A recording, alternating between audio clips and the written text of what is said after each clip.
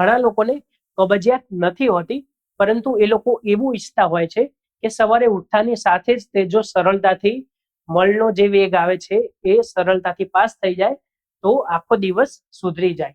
એવા લોકો માટે એક ઉપાય એ છે કે જ્યારે એ લોકો રાત્રે સૂતા હોય છે એના 1 કલાક પહેલા જો 100 ml દેશી ગાયનું દૂધ અને એની અંદર 100 ml પાણી ઉમેરીને એને ઉકાળવામાં આવે, અને પછી જ્યારે 100 ml રહી જાય ત્યાં સુધી આ દૂધને ઉકાળવું જોઈએ.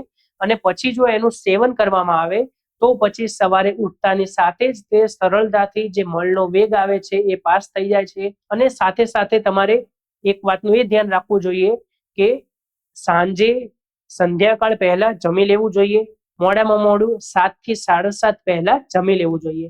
રાત્રે જમવાની અંદર પચવામાં હળવો ખોરાક લેવો અને રાત્રે મોડા સુધી ન જાગવું, કારણ કે જ્યારે આપણે મોડા સુધી જાગીએ છીએ ત્યારે આપણા શરીરની અંદર વાત દોષ વધે છે અને વાત દોષ ડ્રાયનેસ પેદા કરે છે અને એ કબજિયાતનું કારણ હોઈ શકે છે.